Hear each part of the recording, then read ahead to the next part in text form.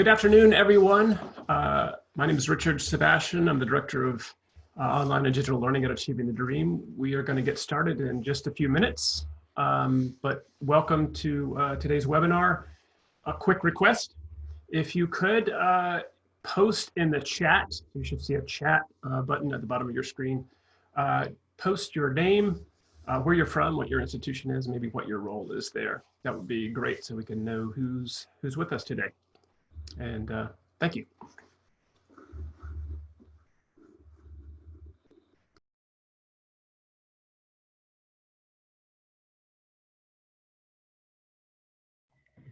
And if you can, when you do name yourself, to click on the all panelists and attendees. It's a menu in the to area. To be sure to click on all panelists and attendees so everyone can see who's here. Thank you.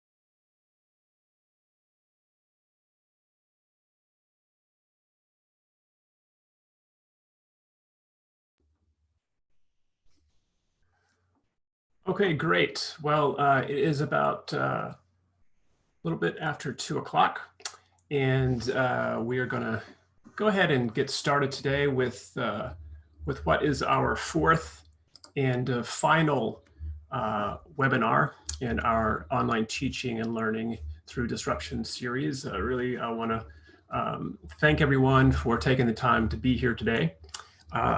Again, my name is Richard Sebastian. I am the Director of Online and Digital Learning at Achieving the Dream, and I'm here with the teaching and learning team from Achieving the Dream today to talk about, well, really to have you talk about, hopefully, sharing your stories of accomplishment, resilience, and student success during what has been a pretty unprecedented shift to remote learning.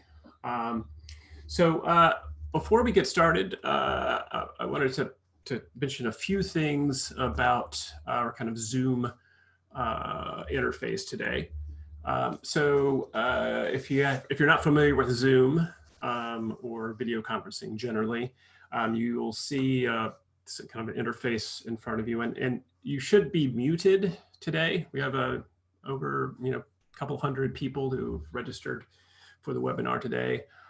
So you're going to be muted and you're not going to have access to your video. We will later in this session be asking you to turn on your audio if you have a comment or you want to share something. But for most of the first part of the session today, you'll be muted. If you do want to, again, introduce yourself in the chat, put your name, title, your institution, that would be great. If you have a question that comes up today during this session, you can enter that in the chat. And you should also see a raised hand button there.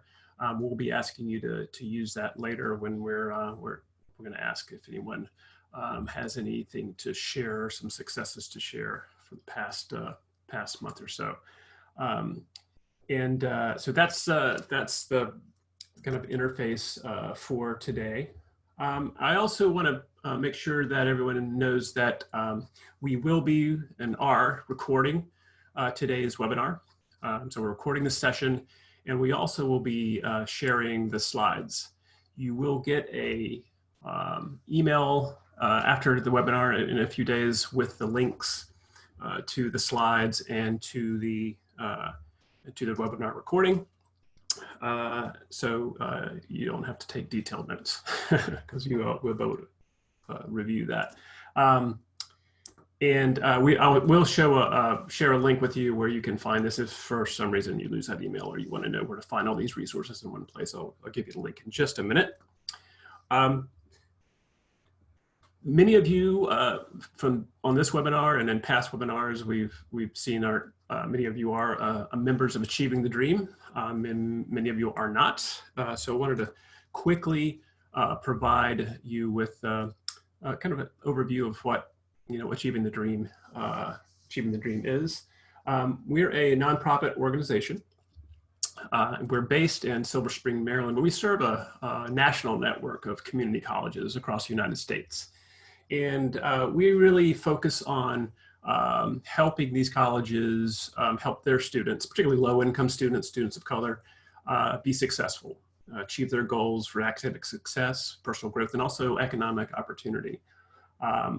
We have approximately about 270 member colleges at the moment. We're across the United States in about 44 states now, including District of Columbia, serving close to 4 million students.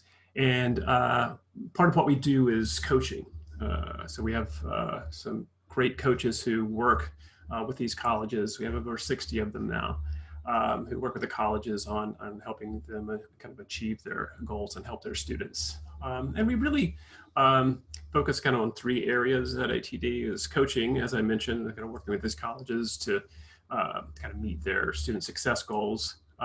We have a kind of a innovation R&D area of work where we, through kind of grant funding and foundation funding, kind of explore interventions that kind of help inform our colleges and help our colleges be more successful. We also have some great events that connect our colleges together, help them share with each other. Our premier event is Dream, which is usually held in February and attracts over 2,000 of network members who come each year. And we really focus on helping colleges kind of build a student-focused culture at their institutions through a number of capacities. We have this capacity wheel, which you can see on the slide, that colleges can focus on and make sure they have the strengths in each of these areas in order to create this culture. So again, if you haven't heard of us, please go to our website, check us out, and you can learn more about Achieving the Dream there. I want to now introduce Dr. Karen Stout. I'm assuming that she is here. I am, Richard. And can you hear me? Let me make sure you can hear me. Yep, thanks, welcome. Great, thank you. And I apologize, I came on about two minutes after the webinar started. I want to thank everyone for joining us. I know some of you, as I saw the chat and you were introducing yourselves, some of you have been through the whole series with us in these last 4 weeks, as I have been. And I want to say, and I said this to John earlier today in a meeting, I will miss this, the rhythm of this check-in and this opportunity to be part of a very important community. A couple of reflections that I'd like to make today. I am in the reflection stage of what I think is a grief process that we're probably all going through. And I think about the gift that COVID has given us as a higher ed community to approach our work with a beginner's mindset, a mindset that is a mindset that brings us some discomfort, but also I think has built this wonderful community. There are some things I hope that we continue as a result of our conversations together over the last 4 weeks. First, I hope that we find ways to keep this community support network together. And ATD is talking about how we will do that. But I also hope that on your own campuses, you're thinking about that and finding new ways to build faculty connections. Secondly, ATD a couple of years ago really thought intentionally about our capacity building model and the fact that faculty leadership is an imperative for the next generation of student success work. And we started to talk about that in some very specific ways in 2018. I'm seeing that point of view is really an imperative now in this time of COVID and in the post-COVID time that's ahead of us. And you've stepped up and shown the importance of faculty leadership and because you are indeed on the front lines with our students. The third thing that I'm reflecting on is how breaking down the walls of the traditional classroom by moving so quickly to this remote online learning experience has exposed new vulnerabilities of faculty, but also of students, and has deepened the equity gaps and vulnerabilities that we already know about, but that go unseen and now are very visible. And that will leave us with a significant equity challenge, even more significant than pre-COVID. And the fourth thing I'm reflecting on is that colleges have made significant changes in not just teaching and learning, but the student support systems that also support a strong teaching and learning environment. And we need to find ways to sustain those changes with strong structures and systems as we move into the next fall and spring. Things like placement testing that now many colleges have abandoned, but how do we help colleges build the systems and structures in the wake of that ensure that students have equitable access and equitable opportunities for success in a post-COVID environment and with supports. So those are some of the things that I'm reflecting on. I'm sure that you also have a list, and hopefully that list stays with you and you continue to build it out. We are in a deep learning experience now, and I'm looking forward to moving from this stage of reflection into one of deeper understanding and acceptance as we move through this together. So thank you for being part of my community over the past 4 weeks. This has been a welcome opportunity to connect with the field. Thank you. Great. Thank you, Karen. And again, I want to share your welcome with everyone. If you haven't been with us over the past several weeks, we really developed this series, as a somewhat of a substitute for what we had planned to be our second Teaching and Learning Summit, which was going to begin next week. And we thought, well, what can we do instead, since we can't come together in a face-to-face event? And one of the things that we came up with is try to respond on the ground to the needs of the field as faculty and staff at community colleges were really kind of making this unprecedented shift to remote learning. And so the really focus of these series has been really on really applied knowledge, things that you can do right now, strategies, tools that you might need to adjust to the kind of disruption that's happening on your campus, to connect you with resources, peers, communities of practice, and to really hear from you, particularly about what your needs are at the moment. So we based this series on kind of feedback from the field and what we're hearing on the ground from faculty and staff. If you haven't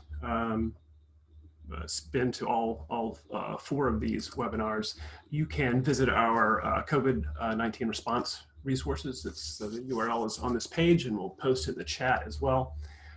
This is where you'll find the slides and the recordings of our webinars, as well as a lot of other great resources. And the site is growing every day as we add new resources, as we hear about great resources from people like on this call today. So it's a kind of a living resource that you can continue to use as you need over the coming weeks and months. And we'll share this again later if you didn't quite get it, but it's also shared in the chat if you need to. I want to quickly mention and introduce our full teaching and learning team at Achieving the Dream. Everyone on this team, Susan Adams, John Uzzini, Francesca Carpenter, Rwanda Garth McCullough, and Shauna Taylor are all involved in supporting the series and pulling it together. And most of us are either upfront helping lead these webinars or kind of supporting in different ways. But we have a great team.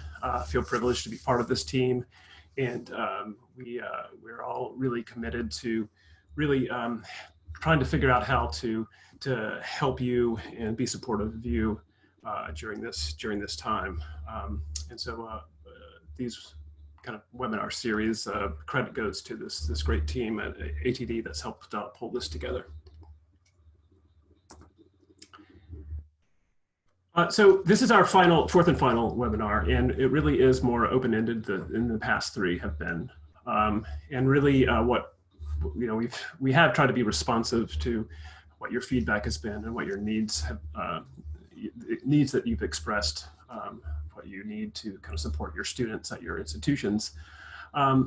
Today we're more of a reflection, a time for reflection, since for many colleges you've made this very, very rapid jump to remote learning or online learning in about really 3 weeks, 4 weeks, maybe a little bit over a month. The semester is kind of approaching a close within the hazy distance there for many of you. So we thought it might be a good time to think about where you are now and kind of take stock, do a little bit of a reflection, and think about things like self-care, both for you, if you're faculty or staff, as well as for your students. What are some strategies that you might use now for kind of self-regulation and mindfulness? We also want to know what has worked, what has been maybe a surprising success or unexpected success or accomplishment that you could share with folks today, whether it's about something personal or at your institution. And also we want to begin to think about the months ahead, particularly if you're going to be teaching remotely in the summertime or even the fall courses. There's still a lot that's unknown, but we're moving forward and beginning to plan. And what do we need, or what do you need from us as we do move forward? So that's really what we're hoping to get out of today's webinar. So to that end, let's do a quick poll. So you should see a window pop up on your screen in a second. And the first question for you to respond to is, what's your level of experience with online learning? So have you taught online before or never? Or maybe you don't teach. But if you could let us know kind of what your level of experience is, that'd be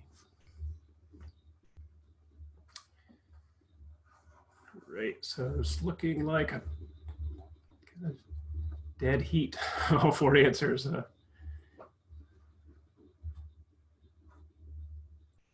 Great. So it looks like, yeah, you guys are pretty evenly split between pretty experienced to not having experience teaching before and everything in between. So that's actually good to know.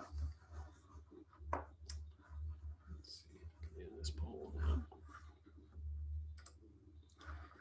now. Let me throw up another quick poll for you here.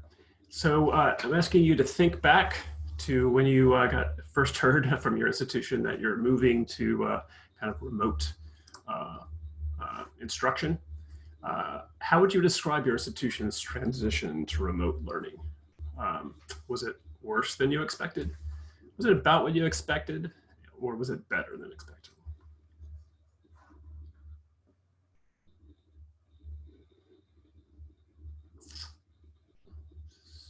So pretty heartening so far.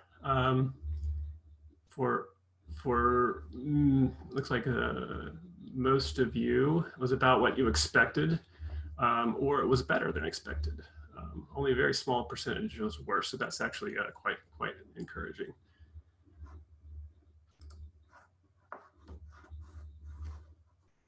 All right, share the results there.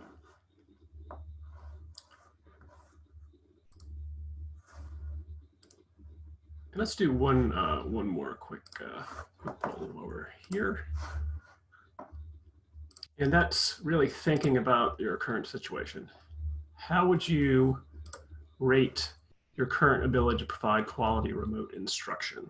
So this is after maybe a crash course for many of you in remote instruction, but how do you feel?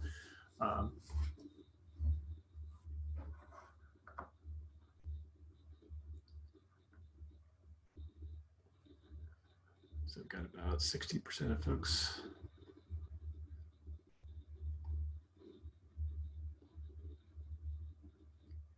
All right, so thanks everyone. So if you can look, you can see that people are kind of right in the middle. Most of you shows that you're kind of average ability to provide remote instruction.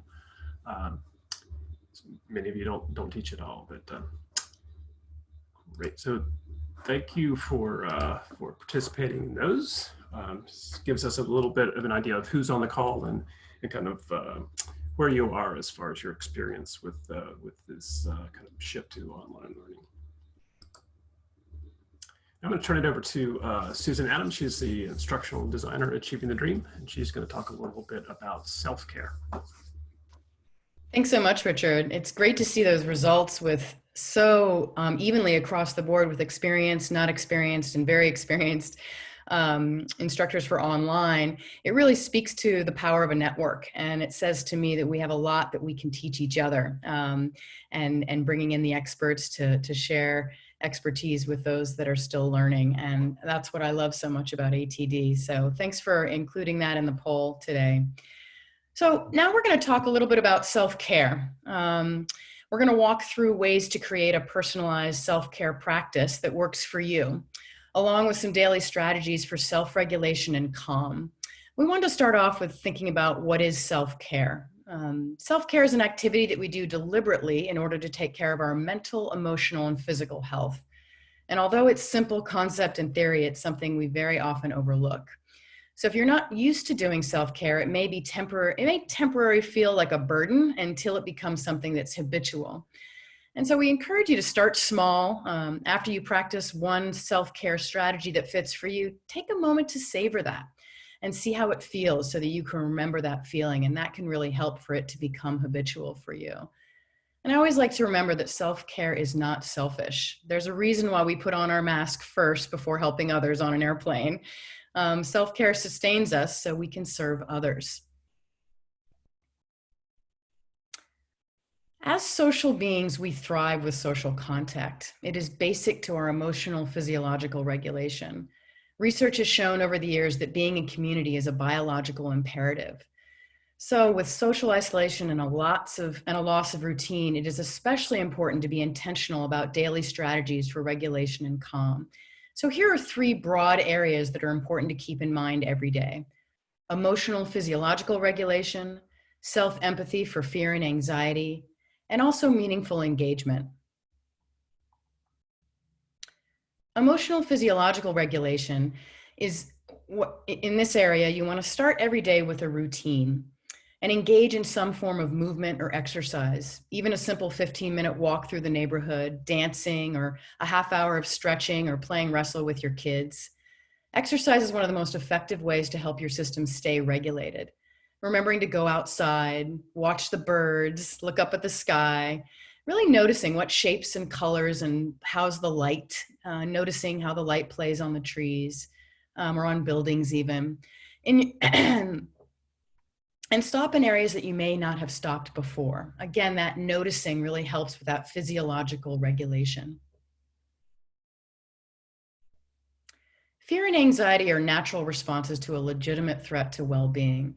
And as you meet these feelings in yourself, the purpose is not to try to get rid of them, but rather to meet them with compassion and to keep yourself from feeding them with escalating thoughts, stories, and media. Of course, to respond to fear and anxiety, you need to be able to notice it first. So setting your intention every day to notice these feelings when they do arise, taking time to write them down or share with someone all the signs and symptoms that fear and anxiety are present. And then the idea is to set your intention to meet them with a gentle and kind embrace. Something like, Oh, here's that fear. That's okay. Here it is again. This is normal response, and I don't want to feed it with my thoughts and behavior. And then take a pause and ask yourself, what would I like to do to contribute to regulating and grounding for myself right now? And the last element is meaningful engagement. There is much research to support the notion that meaningful engagement while facing a challenge helps with resilience and prevents trauma. Generosity is an antidote for fear regarding scarcity, as well as a contribution to the community. Actively engaging safely and helping others is inherent in being a new online educator. This work of service is naturally contributing to your well-being by contributing to your daily regulation of meaningful engagement. I continue to applaud all of you in this unprecedented endeavor. We're going to move on to Fran now, who's going to give you some strategies, additional strategies. Hello. So Susan mentioned a few slides back the notion that self-care is not selfish. It is also not expensive and doesn't have to have a price tag at all.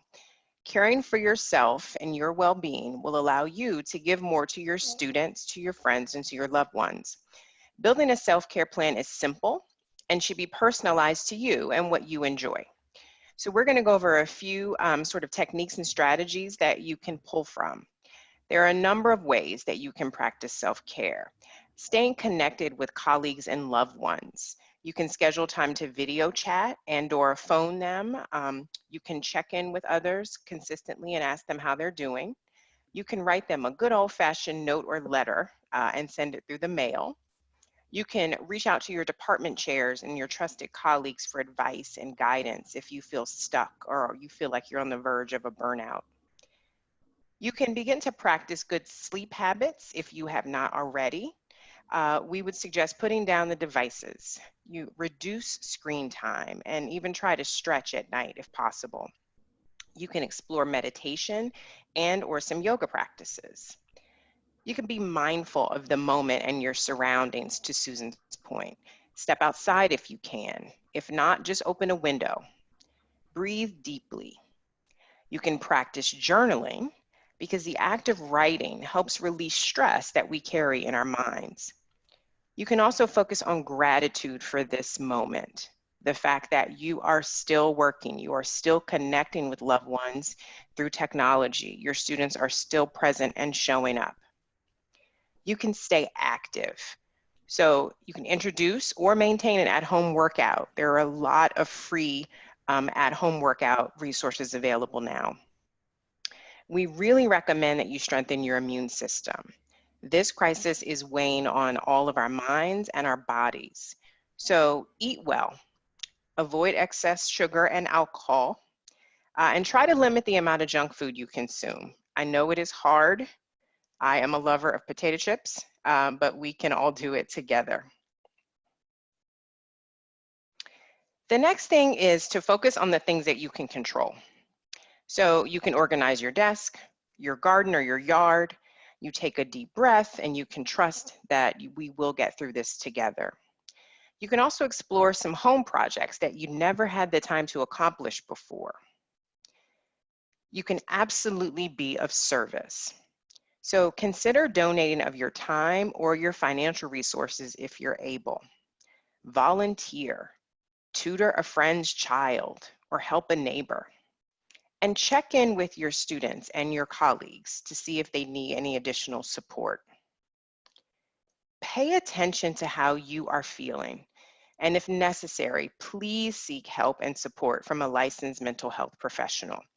There are a few resources on the slide that we're going to make available to you about managing anxiety and stress during this time, and some other self-care practices that you can start to adopt.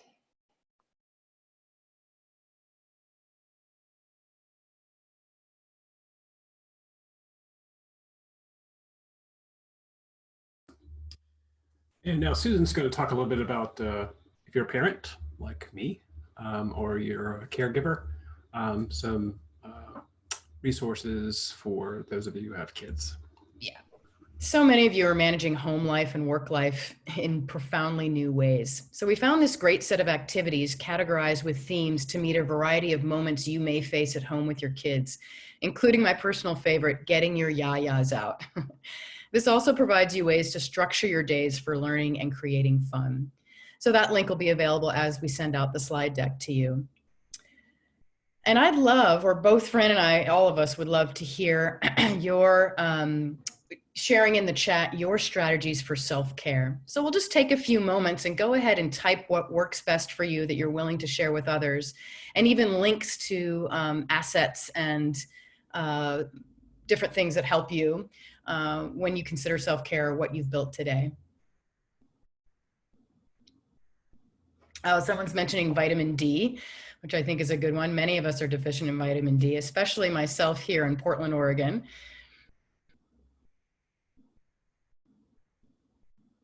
Oh, going through old pictures and reorganizing family photos can be a great activity to do.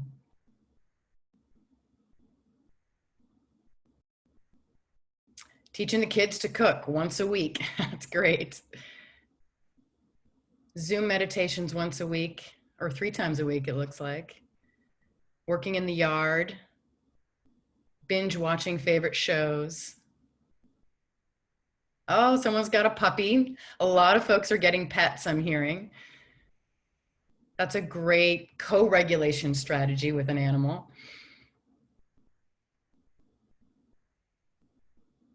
Yeah, meditation every morning. I'll personally say that I've discovered that the mornings are key to start off the day with getting outside, even if it's raining, to make sure I get even my focal lens of my eyes on something other than a screen in the mornings.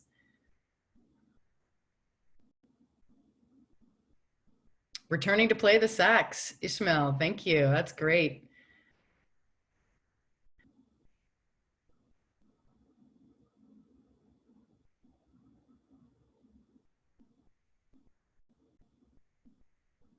Ah, bought an indoor garden and started growing my own herbs. Julia Lawton, that's great. I hadn't thought of that one.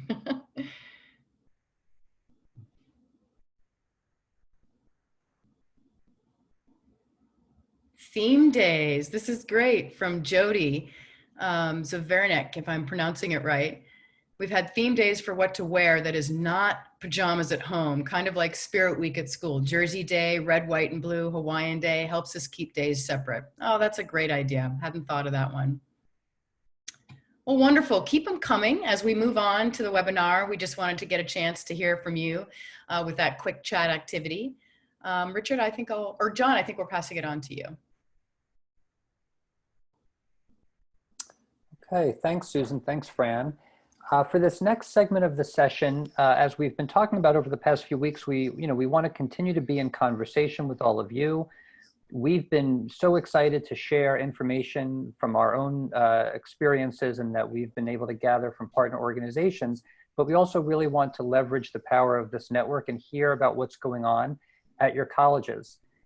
So we'd like you to take some time and think about things that have been going well. Some of you are teaching right now. Some of you are people who support faculty, maybe through Centers for Teaching and Learning. You might be a faculty developer, an instructional designer, an instructional technologist, a department chair, a dean. We know we have people with all kinds of roles on these sessions. Some of you are advisors. Some of you are working in other student support roles. And we just want to hear from as many of you as we can. So Richard's going to put up a slide that shows you where on your screen you can click at the bottom there. There's a button to raise your hand if you'd like to speak. And it doesn't have to be for long, but anything you'd like to share, a story of a successful experience with a student, maybe what you're feeling good about and how you have transitioned your teaching online or how you have supported a colleague in doing that, we would love to hear. We've got our colleague, Julia Filioff from Broward College in Florida, and I think she's ready to share something from her recent experience. Hi, Julia. Hi, John. Good afternoon, everyone. Julia from sunny Fort Lauderdale. It's been very warm down here. Thank you for this opportunity to share what we've been doing at Broward College for the past month. I'm really proud of our team. Many things that Karen and Susan and Fran have talked about, Broward has manifested over the last month. So it really started for us over spring break in the beginning of March, where we started to think about if we had to move to a remote learning environment, what would that look like? We had about 3,800 sections of courses that were being offered in the spring term. And we started with a readiness assessment on what is the likelihood that we could move to a remote environment for those that weren't already being offered fully online. So thankfully, we were able to move about 94% of the sections that were being offered face-to-face or blended into a remote learning environment. That was not easy. I'm not going to sit here and pretend that we didn't have stumbles along the way, but it was really a concerted effort between my area, which is the Center for Teaching Excellence and Learning, along with our instructional design and our academic leadership. Starting March 13th, we started to offer daily, almost every hour on the hour, sessions related to faculty development for teaching online, for authentic assessments, for the use of what we have as Blackboard Collaborate. We use Desire to Learn as our learning management system, and Blackboard Collaborate is embedded within D2L. So we really pushed for the use of Blackboard Collaborate for synchronous and asynchronous communication. While we're not restricting faculty to use other platforms, we talked a lot about the privacy concerns, which we as a group talked about a couple weeks ago in one of our webinars, as well as from a student's perspective, trying to make sure that the students weren't being asked to use a variety of communication tools. So we really pushed for Blackboard Collaborate. So over the last month, we have offered an astounding 120 faculty development sessions and trainings, and over 1,200 faculty, that's duplicated headcount, over 1,200 faculty have participated in those trainings. So we also, in addition to having the structured trainings over the last month, we have what we call just-in-time sessions. And those are literally just drop-in sessions where a faculty could come in and ask an instructional designer or a faculty development coordinator a question about either Blackboard Collaborate or D2L or creating authentic assessments, creating rubrics, whatever it might be. And we hold those just-in-time sessions every day, 3 times a day, even on the weekends. So we really have tried to wrap our arms around our faculty in helping them. I think the silver lining that we have seen at Broward from a faculty standpoint is that faculty who were previously not as excited about learning about instructional tools have really jumped with both feet into the pool with us, and not only have learned, but have tried and have found that they liked it. So we're seeing that as a silver lining. One other thing that I want to mention, because we recognized very early on, and Susan and Fran talked about this, is the idea of self-care, and not just helping to support our faculty, but also our staff. Broward College moved to remote working on March 16th. There's a phrase that I always remind my team about, and I'm going to read it real quick, so forgive me for looking at my phone. It says, "You are not working from home. You are at home during a crisis trying to work." So we started offering daily sessions to just bring our college community together. They were, anyone who wanted to could participate in the session. We talk about, you know, creating boundaries so you're not working 24 hours a day.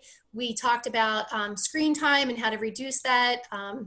We actually held our first Zoom yoga session yesterday at lunchtime where everybody could do yoga together if we wanted.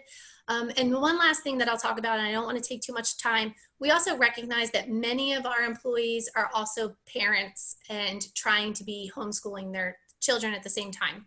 So what we created was every morning at 8:30, we have a virtual teachers lounge session where people can come with their coffee or their tea or whatever else they drink in the morning and drop in to figure out what is our lesson plan today for our 4th grader who's learning decimals. So that's what we're doing down here in Broward.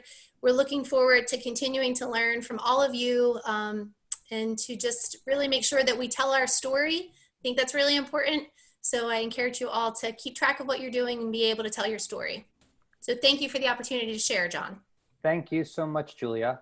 I want to come next to Christina Kerwin from Davidson County Community College in North Carolina. Hi, Christina. Hi, John. Thanks for inviting me. Sure. So all of those ideas, Julia, were amazing. And I feel like coming right after that is a little daunting. But I'm an English instructor in North Carolina for a community college, Davidson County Community College. And I work on a campus that caters specifically to, or mostly early college students and high school students. And so I've been very fortunate with this transition. We've already done, I was teaching hybrid classes in English. So half of my work was done online already. So the transition was a little easier, I guess you can say. During the spring break when all of this sort of happened, I was in Costa Rica without internet. So I had about a week after that to realize what was going on and had to transition my classes. But in part of this experience, I think what's been best is for me to really see just how much work I'm giving my students. And one of the best ways to help me with doing that was the fact that I had to change my approach. I had to video myself with these PowerPoints. I even adapted an assignment that I had to do myself because I didn't have a student model. So I had to sit there and think, wow, all this time that it took me to do this assignment as I was a student, knowing that I have a lot more experience than all of them. And I don't have children, thankfully, well, that I have to also consider. So as far as the transition at home, it wasn't too bad, but it made me realize the expectations that I have for my students, I might need to hone back a little bit. And it helped me to reevaluate for next semester, if we do go back to traditional learning again, what really are my expectations for my students, and can I justify the amount of work that I'm giving? And so a lot of my students have really risen to the occasion. It's been, you think you might have to change your standards a little bit, but I had a bar and they've been beating it every single week. And so they are really rising to that challenge there and making me feel a little bit better about myself. I can tell that they're learning. That's been another challenge, is I feel like I might just be giving them information.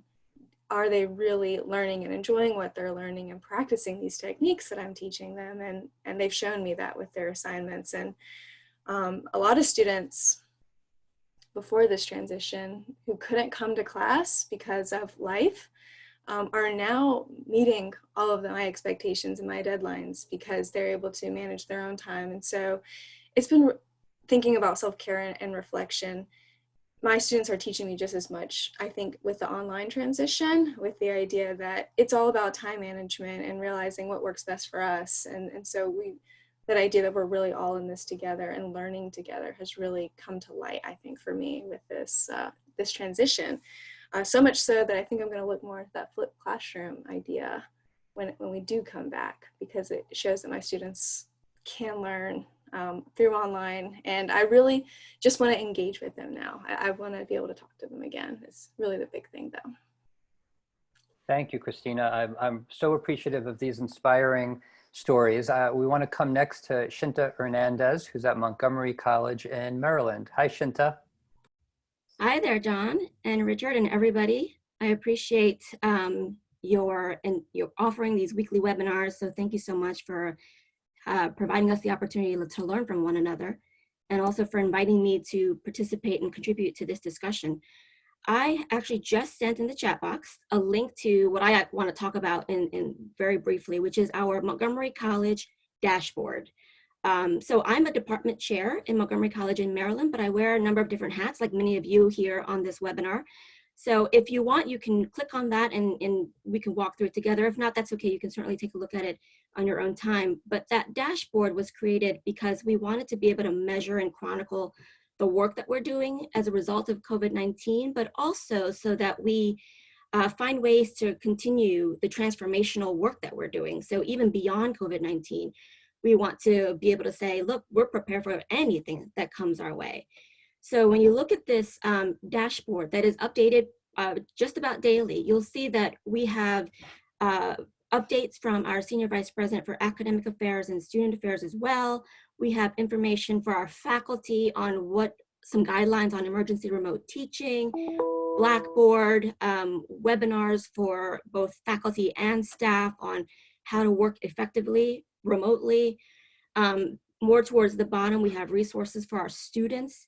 And I also want to commend our MC Foundation, who, I see that some people say they can't see the dashboard. I apologize.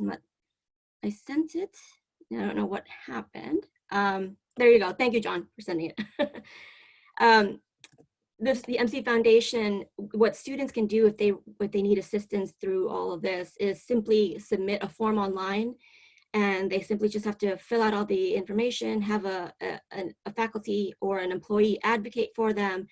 And the foundation to date has processed hundreds and hundreds of requests and provided thousands of dollars in services and assistance to our students. So that has just been absolutely amazing. And these types of assistance include things like book vouchers or internet connection or laptop lending, those kinds of things, even things like food pantries and those types of assistance. So I'm certainly very proud of that.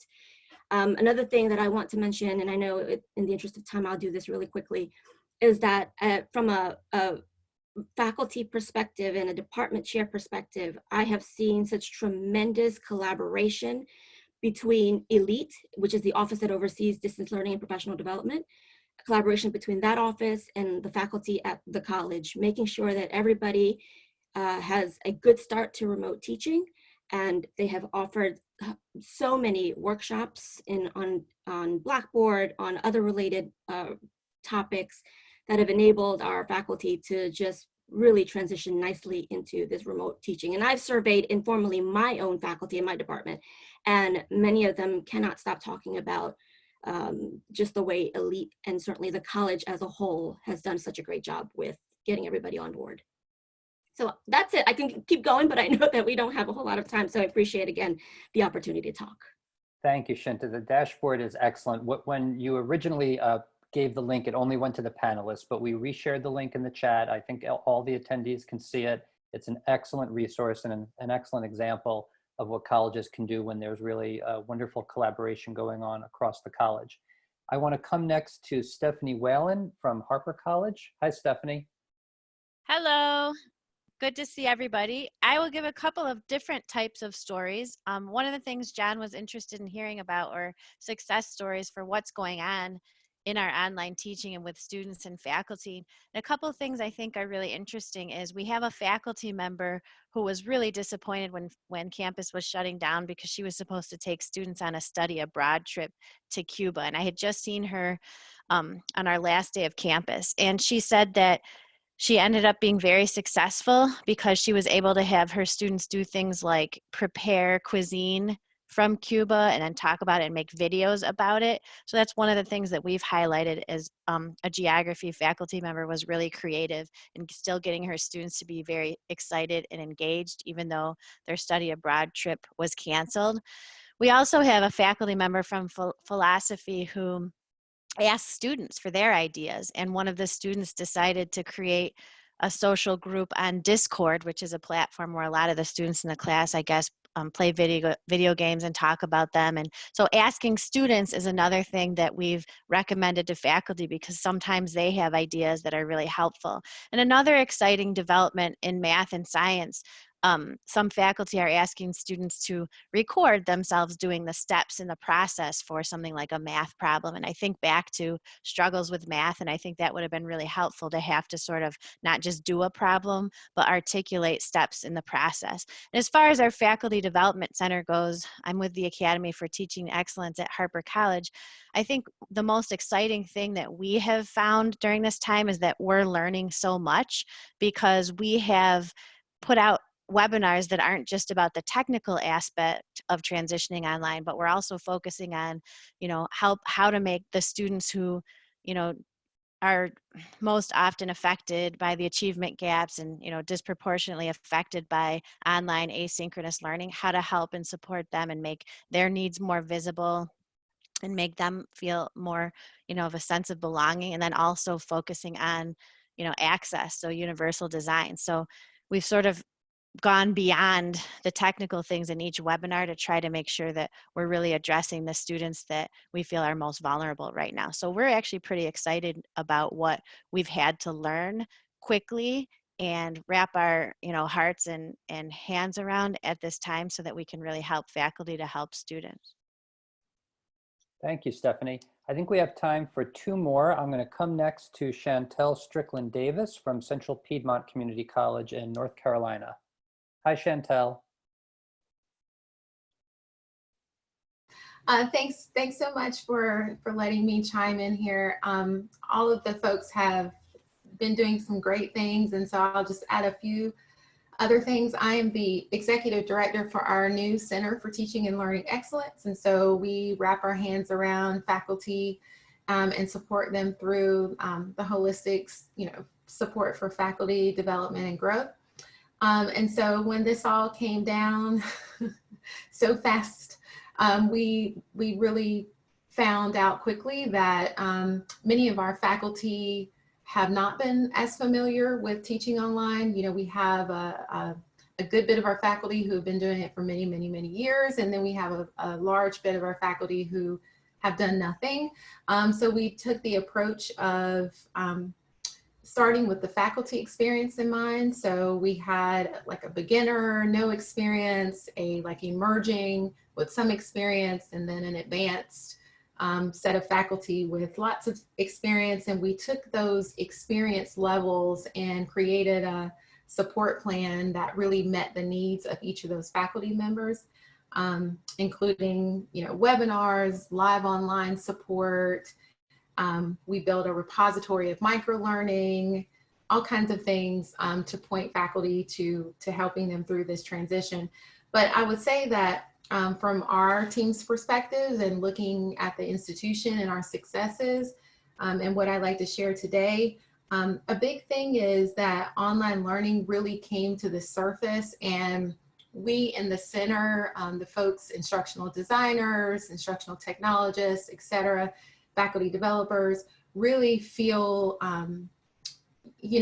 like, oh, wow, we have a really great skill set that we bring to the table. We're validated for the work that we do because, it really does take skill, time, planning, all of that to be effective for online learning. And so, we're really taking this as glass half full, as this is the opportunity for us to showcase all of the great things that we can do to support faculty, as well as what faculty can do for their students. And on the flip side, we're okay now to differentiate between remote teaching and online teaching. And so it's one thing to just, be able to get faculty up to speed enough to say that they are teaching remotely and they're using the LMS and using these tools to get the content across and to affect learning. But online teaching and course design really does require more time and effort and a skill set for that. And so we're okay with that. And so we're going to take that approach moving forward, that not every faculty member is meant to teach online. It may be that they just are teaching remotely. So lots of great things have come out of this pandemic. So we're really excited about what's ahead. Thank you so much, Chantel. Our last comment is going to be from Christine Redmond Waldeyer, who's at Passaic County Community College. Hi, Christine.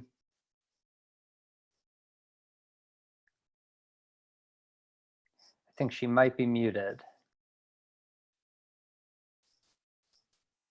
Got it. I'm sorry. No problem. Hi. Hi. I wanted to talk about some personal successes in the classroom. It was a real bumpy start. I'm in Paterson, New Jersey, at Passaic County Community College. And I found almost all of my students really had a hard time transitioning to the concept of the discussion board for online learning. We use Blackboard quite a bit, but to submit assignments, but that whole concept of contributing to the classroom through the discussion board was a hurdle. So I spent a lot of time doing Zoom meetings. Those Zoom meetings, I was able to actually do the shared screen and walk them through that, which was fantastic. So I got them through those bumps and hurdles.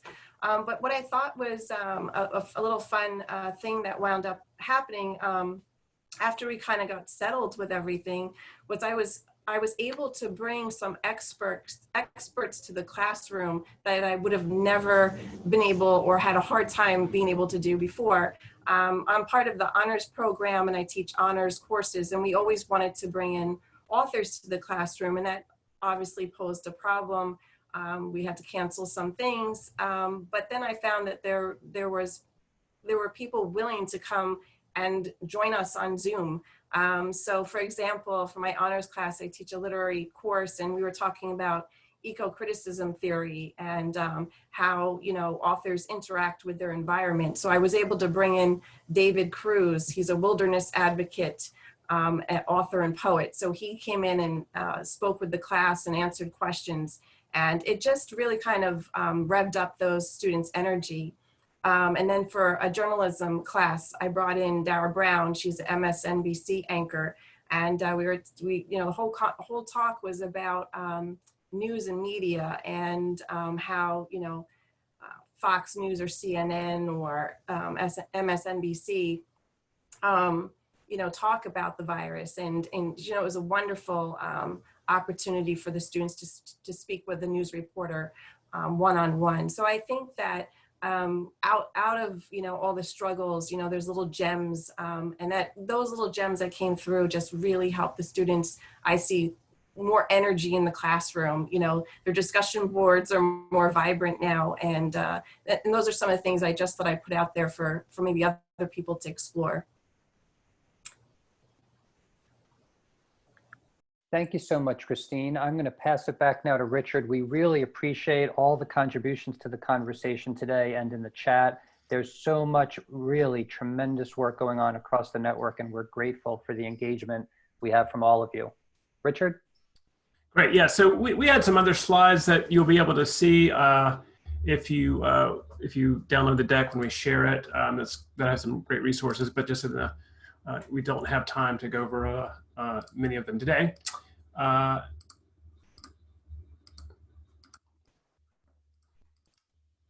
One thing I do want to mention is that we are still offering what we're calling one-on-one virtual consultations. This is for ATD member colleges. If you're a network college, you can use the links that are on this slide. We'll also post them in the chat.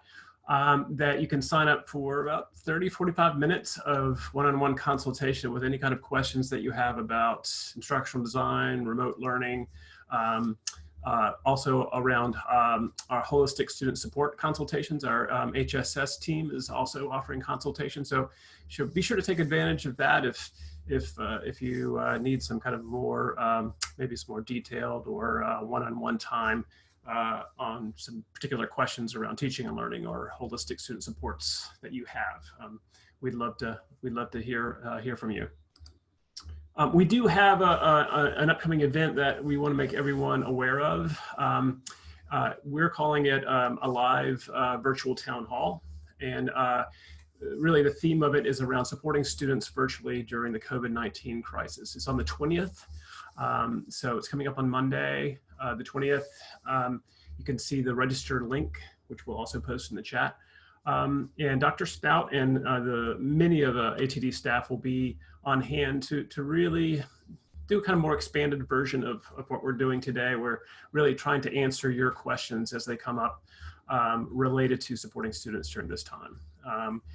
So we're inviting all of you to attend, and we'll be talking about topics related to distance learning, instructional design, virtual student supports, leadership and strategy, communication, or any really questions that you might have that come up during the session. So really, we invite you to please join us for that if you can.